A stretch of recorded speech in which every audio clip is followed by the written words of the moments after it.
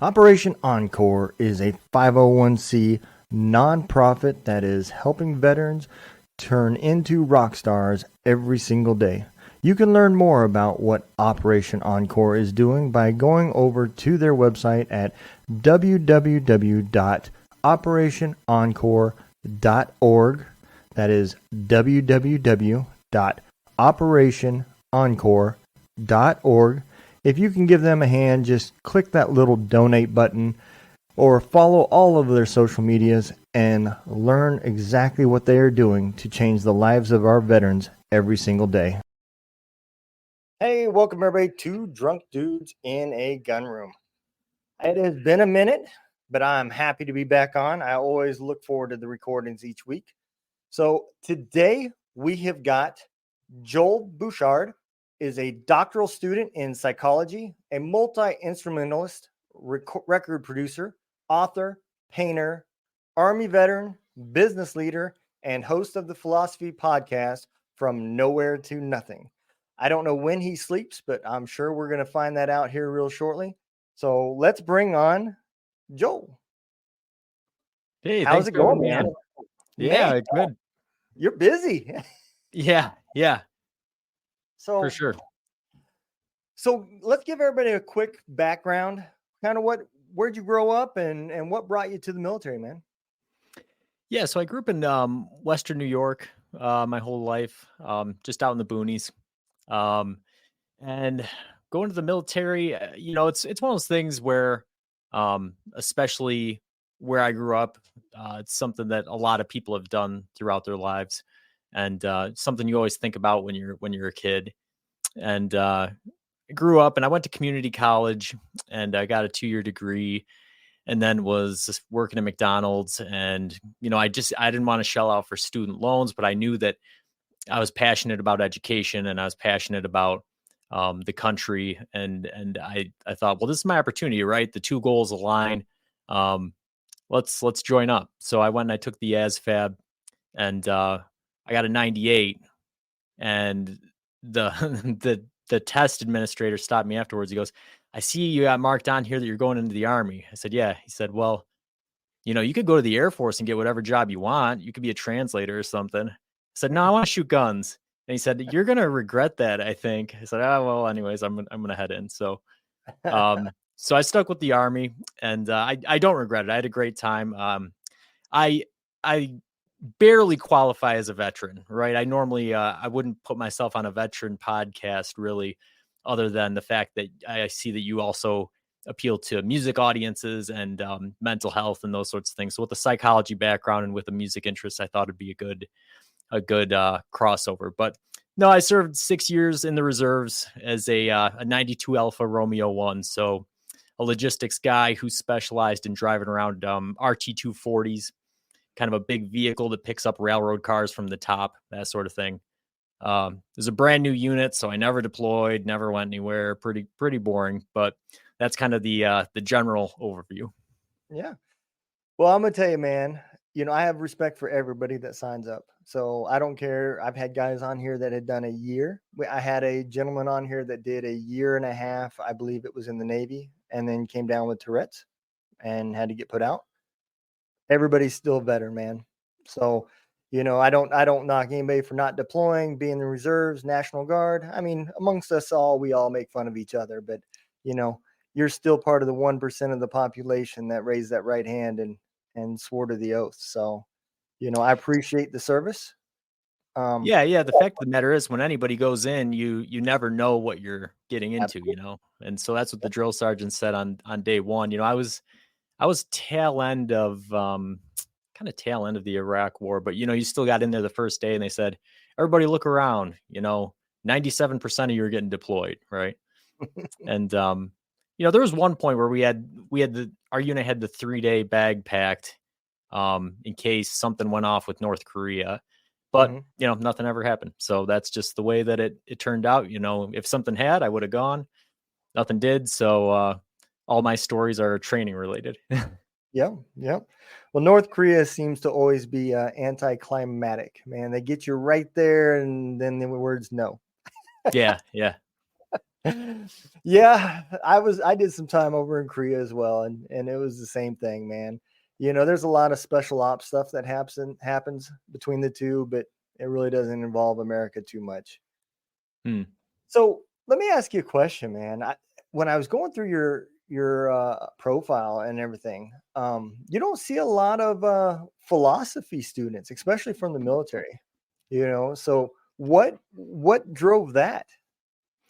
Yeah, and I always think this is kind of funny too because looking back at my time, one thing that I sort of thought was universal was philosophy, right? I spent a lot of time in the smoke pit and I never smoked. Uh, just because that's where all the interesting conversations were happening, right? That's where guys were talking about, God and time and space and stuff. So I said, oh, Yeah. that's what I want to be. But yeah, that was sort of kicked off in my community college career. Um, I didn't really know what philosophy was heading in. Okay, well, it's something about old guys with big beards and dusty books who are mad at the world. It's really not that, right? Everything is philosophical. Anything is philosophical. Everybody is a philosopher.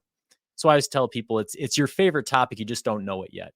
Lots of people have a bad introduction to it. But yeah, my philosophy professor in community college got me real excited about it. He's my co-host on my podcast today. Oh, wow. So yeah, it's something that I, since then I've been interested in, and yeah, it's just kind of grown from there. Now, is that what your doctorate was in? Was philosophy or psychology? No, psychology, and the reason for that Yep. is because being a reservist. Okay, so I used up my Montgomery GI Bill when I was in the reserves, but then when you get out, they don't pay for anything anymore, so you have to Yeah. find a yellow ribbon school, and not a lot of people give out money to get philosophy degrees. So, Yes. so for the yellow ribbon schools, you got to go to for something a little bit more practical, and I think that psychology is about as close as you get. Trying to understand the mystery of the human mind and how we think Yeah. is very philosophical in nature. So Well, I'm going to tell you, it's funny. When I was a kid, my goal was always to be a professional football player. That's what I wanted to do. And I was a great wide receiver. I could catch anything. Just don't expect me to get there very fast. So that ended, high school ended my football career, and my grades. I mean, let's face it, if it wasn't for sports, I wouldn't have graduated. So, my grades wasn't all that great. And so I, went in the Army because of that. I got married right out of high school, had family, and needed a job. And not too many people would hire at that time for a guy with no experience of not much. And so until after the military, I never really thought too much about um, psychology. There was a brief moment where I wanted to be like a criminal psychologist. And then I took one class and was like, oh, you got to be really, really smart for this. I'm not that guy. There was a lot of vocabulary. And that is where I struggle. I'm that guy that I used to write notes back and forth to my wife, now girlfriend at the time, and she would hand them back to me in red ink and refuse to respond until I corrected them. She was the brains of the family and still is. But after the military, with PTSD and everything, that's when I started kind of focusing and learning a little bit about the mind, and I'm still learning. There's so many things that for guys like me anyways, you have to have that aha moment before the obvious kind of clicks in. And I'm kind of getting to a point, I know I'm rambling, but I had a gentleman on here from Britain, and he was talking on my show, and we were comparing notes between his version of Afghanistan and mine, and so forth. And then he mentioned at the end that his podcast was mostly mental health. And I said, oh, really? I said, there's quite a few of those here too. And he said, yeah. He said, we just got too many veterans that are killing themselves. And that aha moment hit me like, oh, that's not just an American soldier problem. Hmm. And then I realized, no, this is a human problem. It ain't a veteran. And then I took it, I guess this is the philosophy part of it. I took it a little bit deeper, and I'm like, I wonder if the people we were shooting at is over there killing themselves. How did they respond to the other side? It's probably an answer I'll never get, but that was my moment of thinking about that. But I didn't realize how deep and how holding things like PTSD can have on the body. You know, depression and PTSD, it all kind of goes one and one with each other. But what is your experience with that? Have you kind of done any studies on PTSD and how it affects different people? Yeah, so there's two types of psychologists. There's you know, therapists, and then there's researchers. So I'm people who get PsyDs, psychology doctorates. Those are more clinicians and counselors and those types of things. I'm working on a PhD, which is more research oriented. So a lot of my stuff is like, all right, I'm going to look at brain scans and try to figure out where consciousness originates in the human brain, right? Okay. Versus, so rather than dealing with people, I more deal with brains. I mean, yeah. But yeah, no, you learn a lot in the, studying for the degree, and personal experience too, right? I think that something that a lot of people kind of stereotype is PTSD as a veteran's Yep. disease, but we all, we're all exposed to situations where it's possible we can have it. I struggled for a few months. I had two car accidents back to back that were at over 100 miles an hour, and neither one of them was my fault, but still, just the violence of the impacts, and then back to back in your late teens when you sort of think you're invincible and that nothing's going to hurt you, and then you have these two incidents, and you go, "Oh man, like life is suddenly more fragile than you thought." And I think that's the overwhelming part of it, right? That's what Yep. PTSD is suddenly coming to the realization that life is much different than you thought it was going to be, much more fragile, much more violent, much more, whatever. And Yep. trying to reconcile the viewpoint that you had before the experience with the new world that you've discovered you live in afterwards, right? And Mhm. that's something that everybody struggles with. But yeah, there's various ways of addressing it, but that's kind of the gist of it from what I've picked up. Yeah, I mean, I would agree. That's absolutely what it is. The majority, and this is something else I've always said on my show, and I don't know if it's accurate or not, but it just kind of makes sense to me. You know, the amount of trauma that a person can handle before it becomes overwhelming really is kind of dictated from where they came from. And you take a person that the worst thing that happened to them was they got a D in math one time.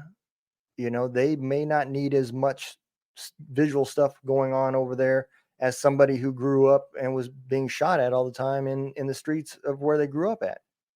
Those types of things could really affect how much before things start bothering you. At least that makes sense to me anyways. And so that's Yeah, another reason I don't never compare anybody to each other. I don't never say, "Well, you should be healed by now. I am. I don't know what your problem is." right. Because that's what it boils down to, is that everybody's subjective experience is different.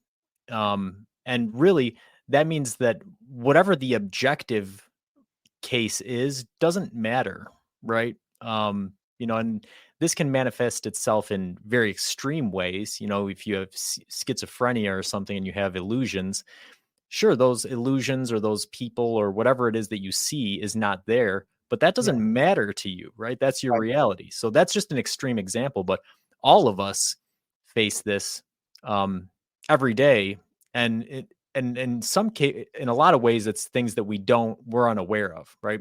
And Yep. that's where bias stems from, and that's where preconceptions stem from, and all that stuff that makes us think that we know more than we actually do. But in the case of um, PTSD or trauma, I think it's when that comes up to the surface, right? It's one thing to not be aware of your biases or preconceptions or fears and to go about living your life, but it's another thing to be confronted with them violently and then suddenly realize, oh, at a deep visceral level, this is who I am and this is what I've experienced. And regardless of what the outside truth is, right? It doesn't matter if it's a firework or a mortar shell. Yep. To you, something inside is telling you that something is very wrong, right? Yep. And that you have to find a strategy or a way to live with that and to get over it. But Yeah, and that's where, you have to put the work in.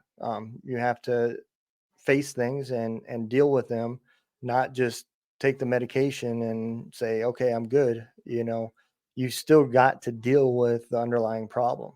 It's not a cold. You don't need something just till the symptoms go away and then you're good. These problems are going to stay there until you deal with them.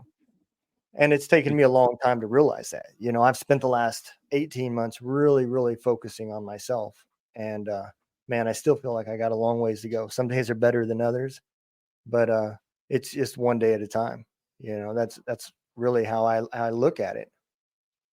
Yeah, and that's the interesting dichotomy with um, the military, right? And especially with the transition between generations that we're seeing now is, you know, the old school military where you say, yeah, just stiff upper lip, you just got to put up with it. You got to get over it. Just act like nothing's wrong, put it aside.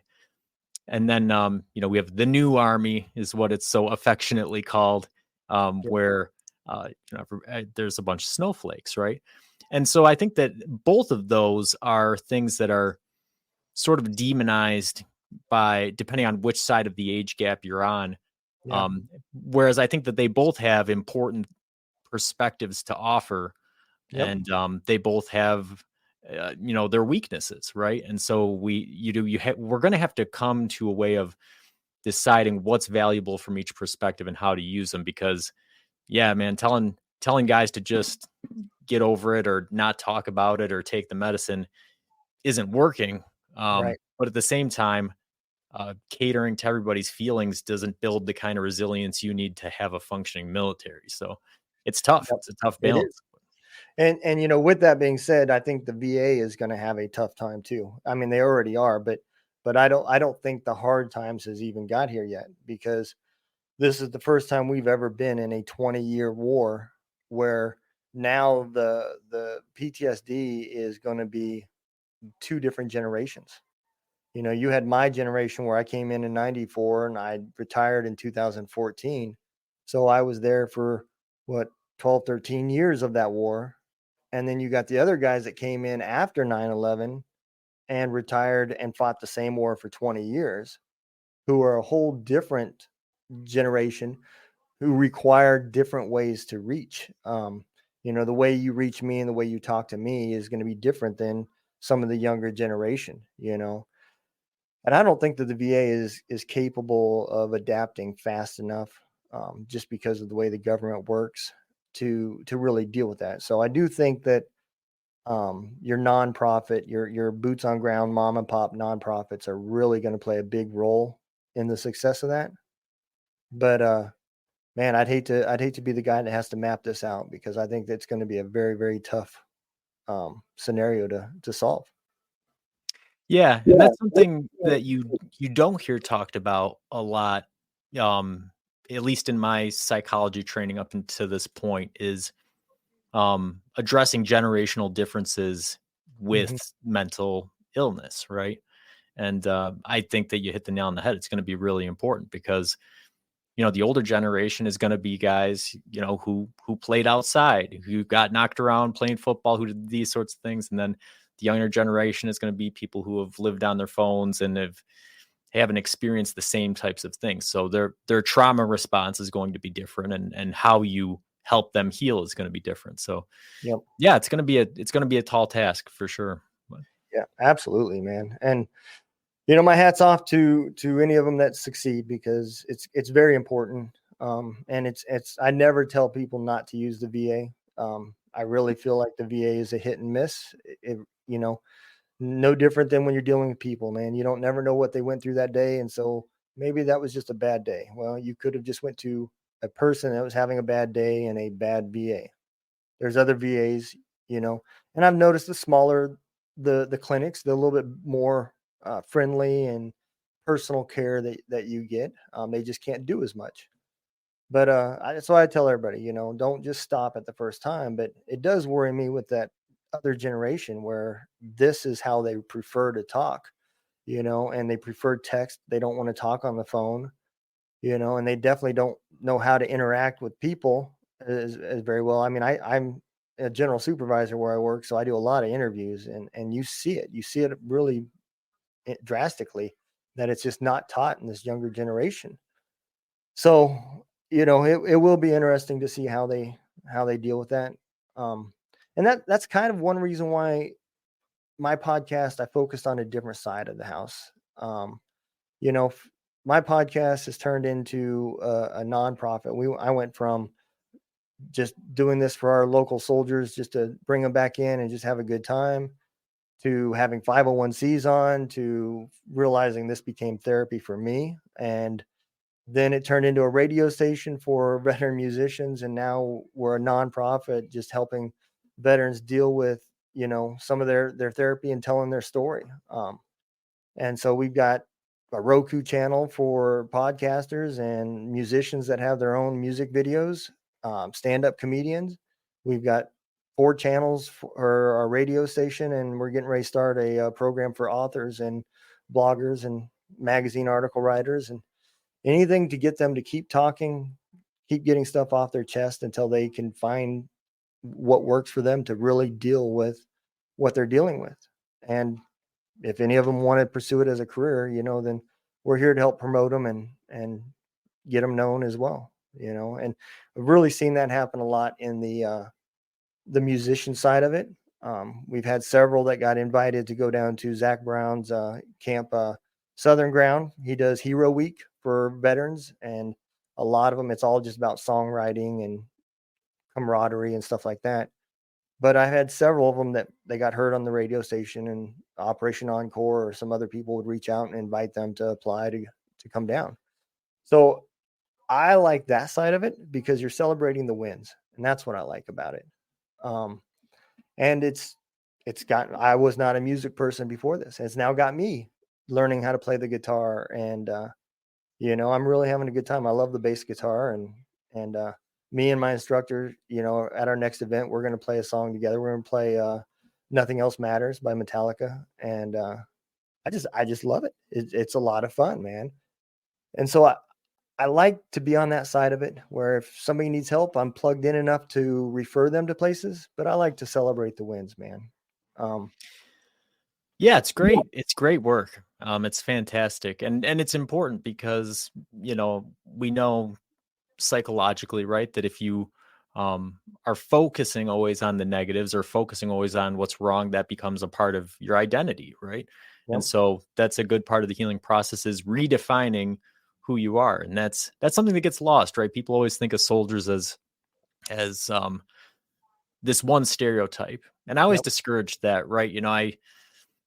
People, it's always, oh, well, every time I see a soldier, I thank him for his service. I go, I don't know, because, there's some guys like me that didn't do anything, and there's other guys that are terrible people. Yep. Soldiers are people. You get just the same way you get all types of people in real life, you get all types of soldiers. Yep. But with that, what comes with that is that, you might have identical uniforms and haircuts and stuff, but everybody has their own personalities and talents, right? So yeah, we make music, we make art, we write stuff. So it's good to get it out there. It's good to have some exposure. Yep. We're working on a project with Operation Encore. We're trying to create what's called the VMAs, the Veteran Music Awards. And we want it done in Nashville. We want it on TV, just like the regular CMAs. And we want the veterans that have succeeded and made it, your George Straits and people like that served in the military and are now just full-blown musicians. We want them to host it and announce these independent guys that are, out here grinding. I got artists that are living in vans, driving around America just from gig to gig, trying to get known and get somewhere in their career. At the same time, still dealing with the stuff that they had to deal with. So, they may never be the next Garth Brooks, but my thought is, for that one day, they will be. You get 10, 12 bands to play on TV, 1 or 2 songs, and get some iconic people that also were veterans and did their part for the country to kind of host it and show them, where hard work can get you. And I think it'll be a lot of fun. Yeah, it sounds awesome. A lot of work. We got to find a lot of rich people. So if any rich people listen to the 2 drunk dudes, break out the wallet, But so where did your music come from? How did that come about? Yeah, I've got a little bit of a weird music background. Lots of times you hear of musicians, it's like, oh, I always loved it, or I started playing piano when I was 4. I wasn't that way. I didn't really care for music when I was younger. And so when I was like 13 or 14, I started listening to classical music. And then when I was 15, me and 3 of my friends just did like the most teenage boy thing you can imagine. We go, let's start a band. None of us play any instruments. You'll be drums and you'll be bass. So I got guitar. So I taught myself how to play guitar. We all taught ourselves how to play instruments, and we did some battles of the bands and some local talent shows and things, and just starting to get some publicity when my drummer got married real young, and my bass player moved out of state to go to college. And I go, man, like I'm 19, like I'm just starting to get into music, and so I feel like I'm missing out. So I took my life savings to Guitar Center and I bought all the instruments, and I just bought all the recording stuff.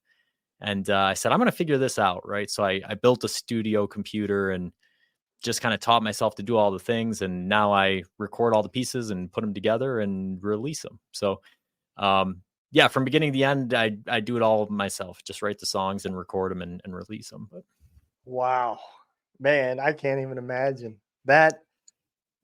Just editing. I mean, just editing alone is tough.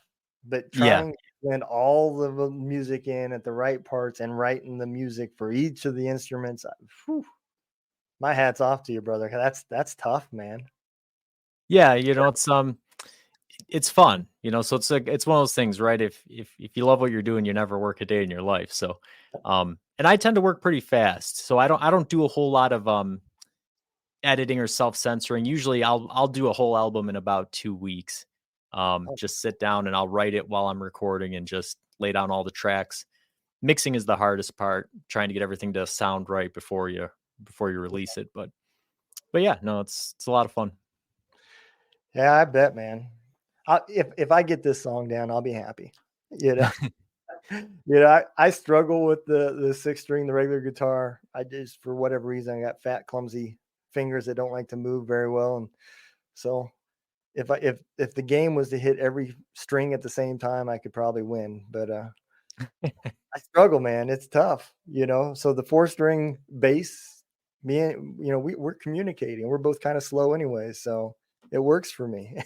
Yeah, bass is my favorite instrument to play live, because you can screw up a lot on bass and nobody will notice, right? Yeah, If you screw up on guitar or on drums, immediately everybody's like, "What was that?" On bass, yeah, you can hit a couple wrong notes, nobody's gonna know. But yep. But I do love it. I love the sound. I love how deep it is. So you know, and it's somebody in the background too. That's kind of more my speed as well. So, yeah, yep, but yeah, music is something that has related to veterans for a long time, because I always remember in our deployments, you'd see that guy at the beginning of the deployment that sat down each evening and broke out a guitar, and by the end of the deployment, there'd be 8 guys playing guitar on that same stoop next to him, and just jamming and having a good time, and taking the day of the war out of their mind for just a little bit of time. And so there's an organization out there that's how I'm learning to play too, is Guitars for Vets. Um, and the way it works is you get 10 lessons. And at the end of it, you pick what song you want to learn to play, and they teach you how to play that song in 10 lessons. And then at the end of it, as long as you stuck with it, you get a free guitar and strap and, a few of the other accessories. All the nice. guitars are donated by, it's not Fender. Oh man, I can't think of who it is. But there's one company donates all the guitars to them. I think last year they donated like 1,300 guitars or something like that. Wow. So, but it's an awesome organization, and I've been having fun with it. I'm definitely way past 10 lessons, though. I can tell you that much. Yeah, I always tell people, whenever I'm teaching guitar lessons, it's just like anything else in life, right? You have to put in the work, But Yep. if you can make it 2 months, you'll play for the rest of your life, right? You gotta put the calluses on your fingers. You gotta figure out a strum pattern and a pick pattern. But if you can get that far, then it's fun enough that you'll always have it. Yep. No, absolutely, man. And this has became an addiction. There's like I got 3 expensive hobbies now that I'm gonna need to work 3 extra jobs just to pay for the hobbies. But between guns and guitars and podcasting, I don't know what else I don't think there's anything left to spend money on. Yeah, I think I bought a bunch of guitars, and I think after I built my 3rd one, my wife was like, "That's enough. You're done now." All right, okay. Yep. No, it's the same way with guns.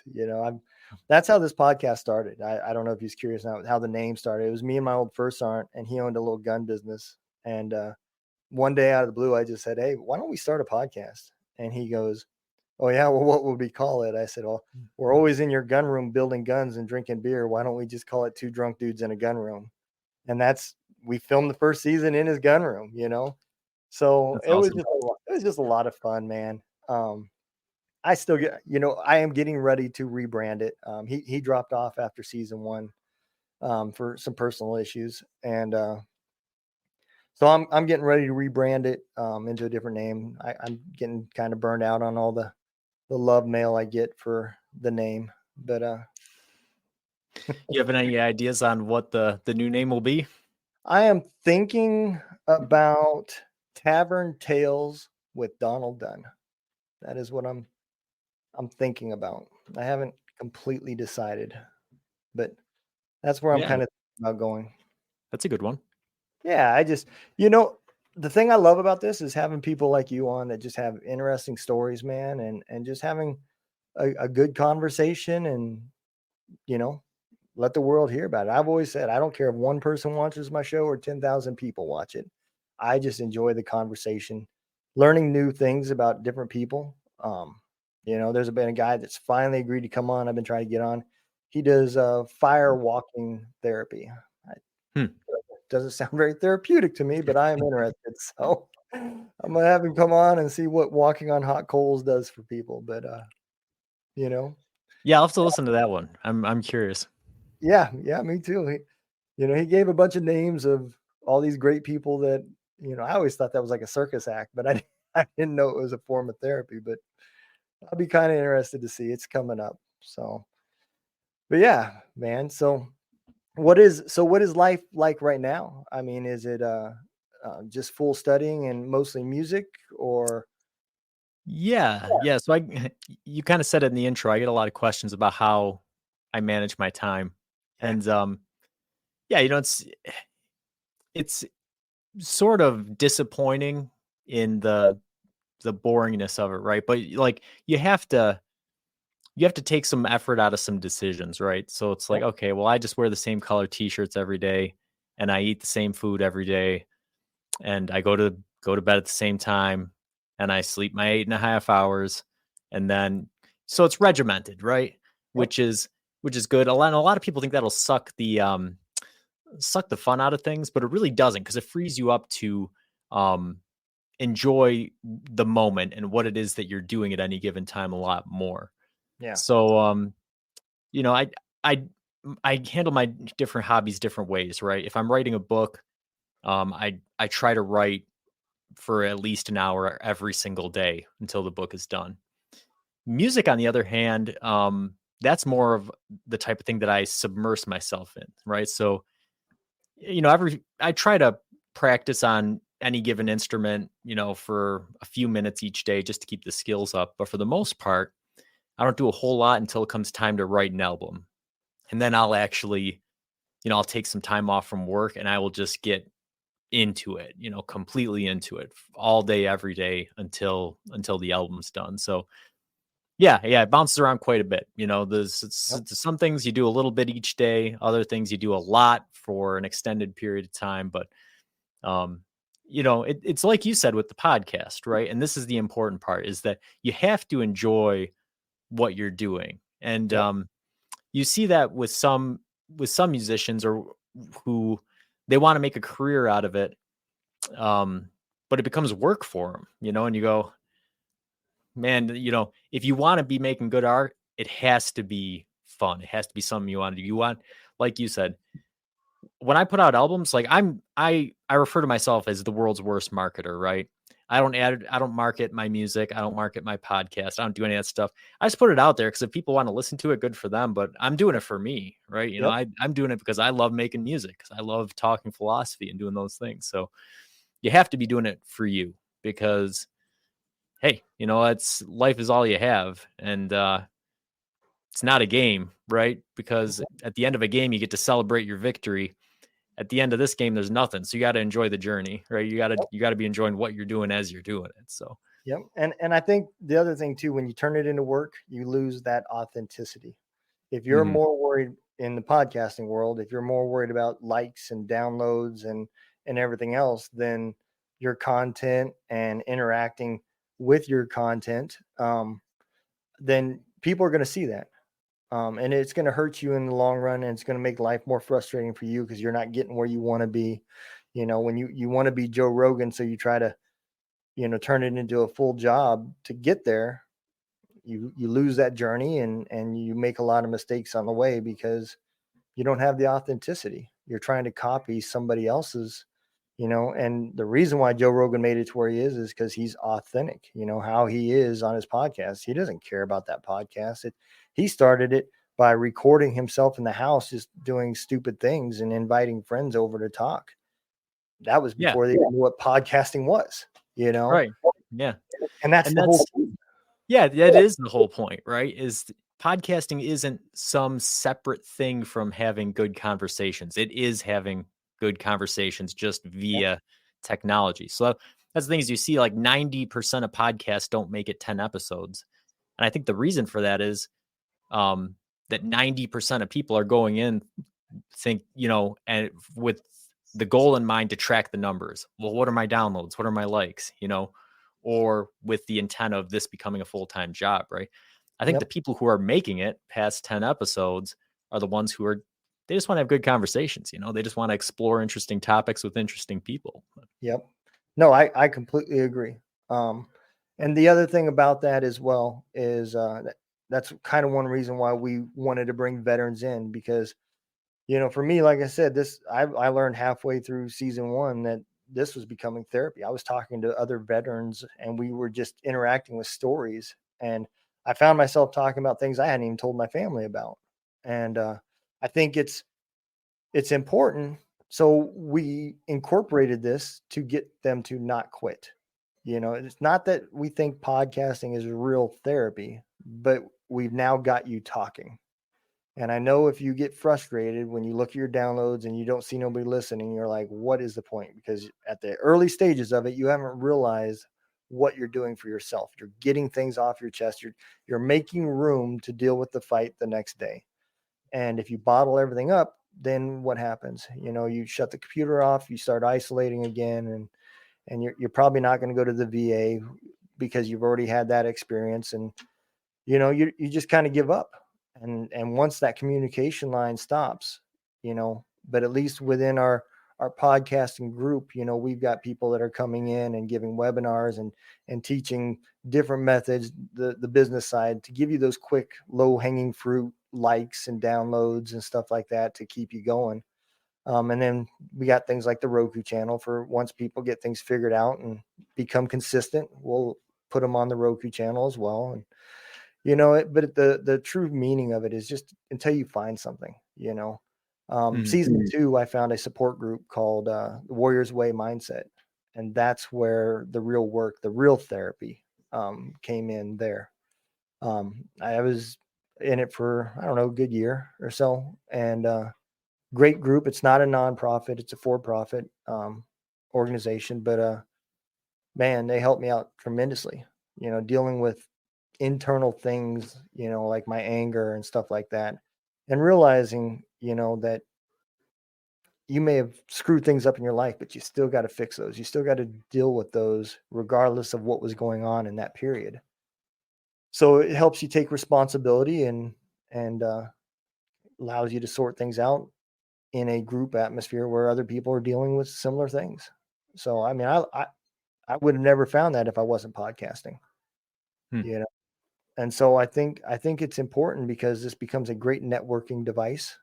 Um, and now we're grabbing veterans and bringing them into this little cubby hole where they can share guests and help each other out. And having a bad day, we already got chat set up, so people, you could just reach out and chat with them, say, hey man, I'm having a bad day, let's talk. So we're throwing a bunch of lifelines out there, as well as being able to celebrate those wins. um, and I think that's important, you know.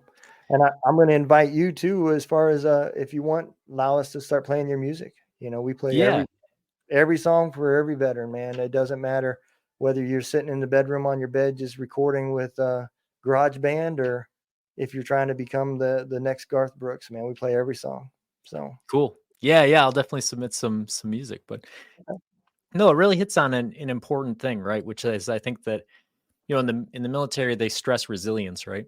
hmm But I think that part of a lot of resilience is focused on external factors, right? You, um, succeeding and surviving in the outside world, but resilience is, it has an internal component too, right? That's the thing, yeah, is you can survive the war, you can survive all the difficulties that happen to you on the outside, but if on the inside you don't have the resilience to be able to save yourself, then that's how you end up with the suicide, you know yep, epidemic that we have currently. So, and a big part of that is finding um meaningful relationships, right? And people who are able to support you, and people that you feel comfortable opening up to. So yeah, again, just really really important stuff. yeah. I agree. I always kind of dumb things down a little bit, but like I said in that support group, you know, the Army gives you every tool you need to survive, from food, water, shelter, even emotions. You know, the only emotion they give you is anger. That's what they want you to use. If you're having a hard time with your PT test, get mad. Use that energy. You know, fighting a war, whatever. Picture doing this, get mad. The problem is they don't give you they give you the tools to survive while you're in. But when you get out and you have to deal with problems, you reach in that toolbox, and the only tool you got, the only emotion you got, is anger, and you haven't learned any other tools on how to deal with things. That's where the problem comes from. Because once you're out, man, where are you gonna, if you want to go take a class, like, there's somebody's got their money handout and they want some money too. They're not gonna just teach you how to deal with your emotions for free. And Mm, it becomes, that thing that you don't want to admit that you're broke, as far as mentally, you don't want to admit that there's a problem. That wasn't what I was taught. And why is it that my tool ain't working no more? It worked so well over there. You know, you cut me off. I got mad. Why did the problem not go away? And it's tough, man, because you know I think that's where it gets taken out on the family. I know that's where it got taken out on my family.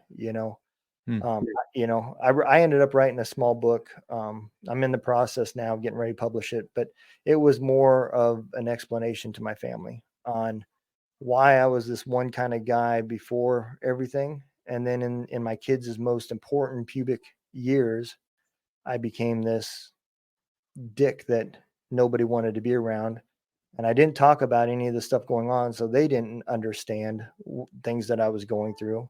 My wife knew there was things because she quit sleeping in the same bed with me because she was getting elbowed and everything else from bad dreams and shit. And so she would ask me what's wrong, and I would tell her just a bad dream, and she'd say, "Well, what was it?" And I'd tell her I don't remember. I wouldn't give her any details. So I put all these into a book and gave it out to my kids. My kids are now grown. They're one's got 4 youngins and the other one's got 2, and so um, I felt I owed it to them at least that much. My wife and the kids, just to give them the explanation of what I was going through during those time frames and why things developed the way they did. And I felt like that was important, and I think my daughter appreciated it.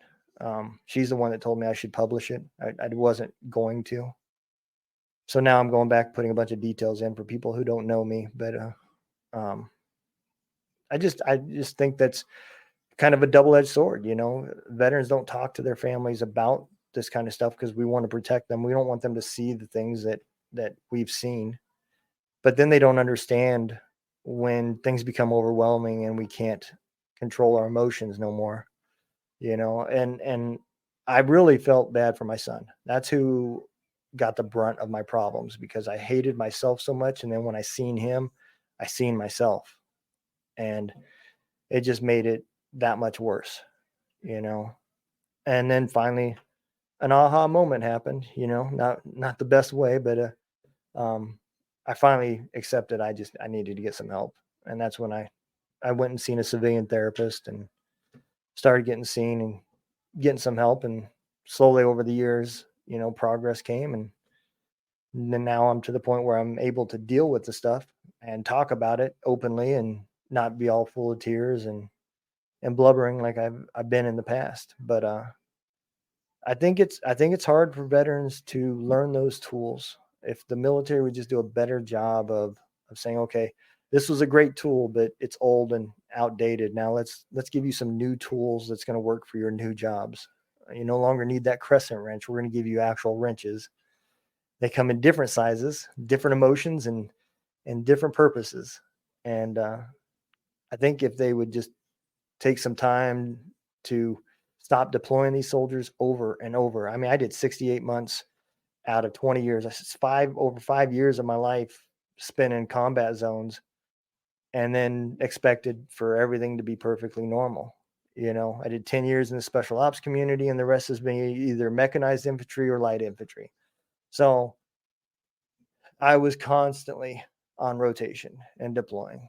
And there should be laws that prevent constantly deploying soldiers over and over and over like that. I get that we haven't had a lot of wars that required it, but I think it's now that it's happened, that's something that somebody should realize. We probably shouldn't be sending people every other year to a combat zone for a year at a time. But and if they had more time towards getting out, there would be time for this training, emotionally, physically, your thought process, everything, start unwiring things and putting you back to the way you're going to need to get over. I mean, I don't even speak the same language as these people I work with. I told one guy, he asked me where I was at, and I said the chow hall, and his response was, "Where is that?" Yeah. And I was like, "Yeah, the lunchroom." Yeah, right, I get it. But it's just habits, man. Yeah. Yeah. And that is that's the difficult part, right? Is, we're talking about how veterans and anybody really heals from this kind of trauma, and that's finding a safe way to open up and to communicate and form relationships. But the very first step with that sort of thing is understanding yourself, right? And Yeah, like we were talking about earlier on, the same way that your biases and your preconceived notions are hidden, really your own nature is hidden from you. it is. You do not know yourself well at all, and so um and you're blind to some of the issues that you might have, and so it really takes, like you said, moments that we all have in our lives. Some of them are a bit more messy or climactic than others, but I think that a lot of us come to a realization at some point that, yeah, something's not right. I'm gonna have to make a change. I'm gonna have to do some work, and that's the hardest part, right? Is Yep, coming to a realization and then seeing the road ahead and knowing that you're gonna have to make some changes. But yep. yeah, it's difficult. And you are 100% right, because that was the hardest part when I was going through the Warriors Way mindset, was the portions that dealt with your inner you, who you really are. And they kind of start you in that aspect. They ask, what are some of the things that you want to work out? And for me, it was anger. I'm tired of being angry. I'm tired of dealing with things and finding myself crying. That's just then pisses me off and makes me angry because now I'm crying. And it's just an endless cycle. And so they asked me, I shared some of my story with them and everything. And he said, well, you understand that's just you, right? And I said, well, what do you mean? He said, you are that guy that gets mad and takes it out on other people. And it doesn't matter why, but you're striking against your den. You're supposed to be the den leader, and you're that guy that is yelling at his own den. He said, is that the leader that you wanted to portray? And I said, well, no. And he said, but that's who you are. And then you start thinking about it. You're like, you're right. I am that guy that gets mad and overreacts and does that stuff. That is me, you know? And then once you can accept and learn the things that you're doing, well, then you can work on changing them. But if you can't accept that that is you, then you're going to continue to do it. Yeah, and that's the sort of weird paradox of being a human, is that we possess this ability to self-reflect and to metacognate, right? Think about our own thinking, and really it's change is as simple as just changing your mind, right? But it's Yeah. so hard to go against the lizard brain, right? The Yeah. animal brain, the thing, to that flow that you're in. And it's, it takes the realization. You can't just say that you're going to change. Like you said, like, you have to identify the negative behaviors and the negative thought patterns as you before you can make any changes. And that, that's the difficult part. But Yep.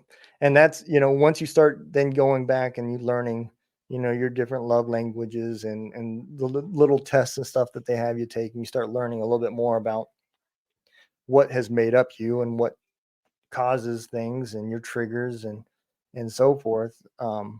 Then it becomes frustrating, because for me, the VA would always tell me, well, when you're to that point that you're ready to hit somebody, you need to write down on a piece of paper what's happening in those times. Are you clenching your teeth? I said, no, I'm about to choke the hell out of this guy. You want me to write some shit down on the paper? you know, it just didn't make sense to me. And, their process was really the same as the VA. They just present it different. They make it more relatable, you know. And they have that same understanding where they don't expect you to do it now, but they want you to, when you cool off, to think about it. What was happening before you got to that point? Did you clench your teeth? Did you pierce your lips together and stop breathing? What were these triggers before you exploded? So that you can start identifying that, hey, I'm getting to that point, and start working through those things. And then you find yourself thinking about it as you're getting mad. You're like, okay, what's happening to me? I'm starting to get mad. And it's helped. But man, it is tough. It is tough. No matter how much you don't want to do it, there's things you just have to unwire that you've considered normal for so long. yeah, it's all part of mindfulness, right? Being in the moment, right? Yep. Not being dictated by your past or by your past experiences, because you'll see articles of scientific experiments that they've done, and they found that, hey, missing one night of sleep can have bad effects on your cognition long term. And you think back to, okay, basic training, waking up, sleeping 4 hours a night, getting it interrupted to do push-ups and all this Yep. other stuff, and doing fire guard and having dudes just jump up in their sleep yelling yes, drill sergeant and stuff, and you go, so yeah, even in a training setting, you're going through stress that can be harmful to you on a long-term level, much less any combat missions or anything else, right? All of these things they shape who you become. Yep. But at the same time, like we said, that the human being is remarkably resilient, right? You can learn new thought patterns, and you can reform yourself. But it's a lot harder to do that. It's a Yep. lot harder to do that. You have to really want it, Yeah. and be willing to put in the work. And that's the one thing I noticed. Well, brother, why don't I bring you forward and share a little bit about your podcast, man? Tell people about what it's about, where they can find. I know I've had your website going, but let's give you that moment to shine and tell the world about your music and your podcast. Sure. Yeah. So the podcast is From Nowhere to Nothing. It's a philosophy podcast. And what we do is we just look at one word each week for an hour, right? We'll take God or time or entertainment franchise reboots, or in this case, we're doing the past, present, and the future. And we'll take an hour and we'll talk about formative thoughts throughout history by philosophers. And then we'll try to discuss the topic um, in sort of cogent terms, and then we'll look at speculative aspects and ask questions about what it means for humanity. So you can find that anywhere you listen to podcasts. My music, just look up my name. I've got 4 or 5 albums out there now. The most recent one is All We Are. It's kind of a psychedelic alternative rock style, but yeah, that's pretty much it. All right, man. Well, if you don't mind, I'm going to put you in the green room real quick. We'll throw out the exit video, and I'll be right with you, all right? All right. All right, man. Thanks for coming on. Yeah, thanks for having me. All right, man. So I love these conversations, man. I know they get deep, and I know sometimes I kind of get over jealous and put in a lot of info, but I'm very passionate about these things. There's a lot of things with the veteran mindset, and the more you look at it, it's not just the veteran mindset. It's really our whole population right now with all the things that are going on. There's a lot of trauma that's going out there, and a lot of people that are dealing with things in a different way. So it's always good, even though we've kind of gotten away from the military side for a moment, it's always good to dip back and just kind of refresh everybody's mind that there's a lot of stuff going on. And there's a lot of stuff that people can learn from other people, from podcasts as well. And it's awesome when you see veterans like Joel that are succeeding and doing amazing things. You know, I'm a firm believer that if there's a way, a veteran will find that way, regardless of college training or personal training. They're if they want it, they're going to figure it out. And I think it shows every time. So I appreciate y'all coming on, man. I enjoy doing this every week. I hope y'all enjoy the show. We'll see y'all next week. Remember, don't let the day kick your ass. Kick its ass.